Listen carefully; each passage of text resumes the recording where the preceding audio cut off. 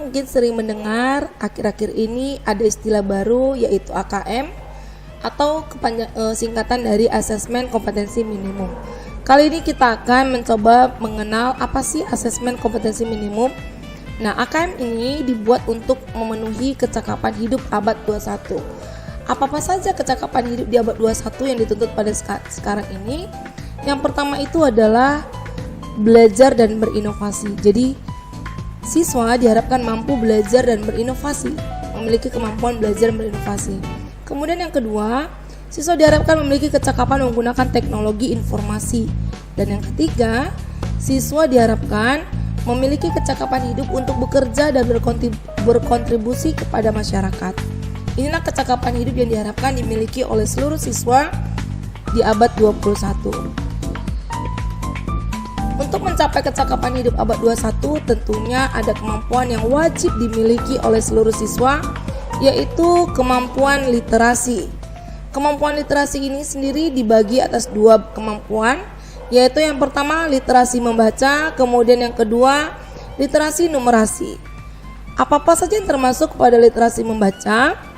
Yang termasuk asesmen literasi membaca itu ada 4 bagian, yaitu yang pertama kemampuan memahami, kemudian menggunakan, kemudian kemampuan mengevaluasi, dan kemampuan untuk merefleksi.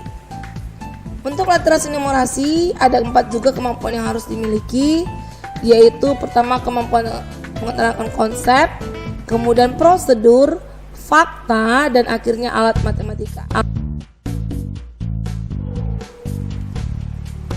Literasi membaca dan literasi numerasi sendiri terdiri dari konten dan proses kognitif serta konteksnya. Kalau kontennya untuk literasi membaca itu ada teks informasi, ada sastra. Sementara untuk literasi numerasi ada bilangan, geometri dan pengukuran, data dan ketidakpastian, dan aljabar.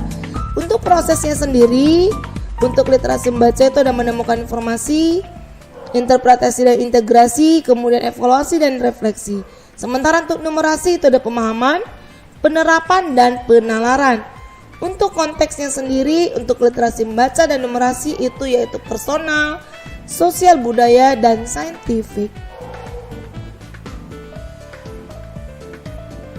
Bentuk soal AKM itu terdiri dari beberapa, yaitu pilihan yang berganda, kemudian pilihan ganda kompleks. Membedakan ini adalah kalau pilihan ganda kompleks itu memilih lebih dari satu jawaban.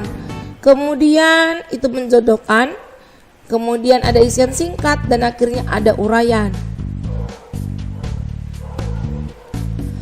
Nah, untuk tes AKM sendiri ini dilakukan dengan berbasis komputer dan bersifat adaptif. Berbasis komputer berarti dilakukan dengan menggunakan sarana yaitu komputer. Kemudian bersifat adaptif artinya pertanyaan disajikan tergantung kemampuan murid. Kalau murid menjawab benar, maka soal selanjutnya adalah soal yang kompleks. Sementara kalau murid menjawab salah, maka soal yang disajikan selanjutnya adalah soal yang lebih sederhana.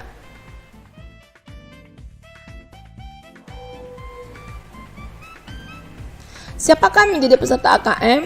Yang menjadi peserta AKM adalah seluruh satuan pendidikan dari SD, SMP, sampai SMA, bahkan SMK juga. Kemudian yang kedua, tidak semua murid. Artinya pemilihan murid itu secara acak dan itu dilakukan oleh Dapodik. Jadi kita tidak bisa memilih-milih siapa-siapa yang akan menjadi peserta AKM karena itu diacak oleh sistem. Nah, setiap peserta yang mengikuti AKM akan mengerjakan yang pertama yaitu literasi membaca, literasi numerasi, survei karakter, dan survei lingkungan belajar.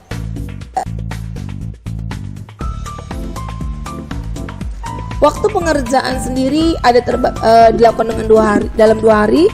Untuk jenjang SD, hari pertama itu ada tes literasi selama 75 menit, lalu survei karakter 20 menit.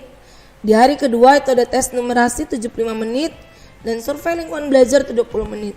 Sementara untuk jenjang SMP, SMA, SMK, dan MA, itu tes literasi itu selama hari pertama itu 90 menit, survei karakter itu 30 menit. Di hari kedua, tes numerasi 90 menit, survei lingkungan belajar itu 30 menit. Dengan asesmen kompetensi minimum atau KM, literasi dan numerasi, kita siapkan para penerus bangsa yang mampu menghadapi abad 21.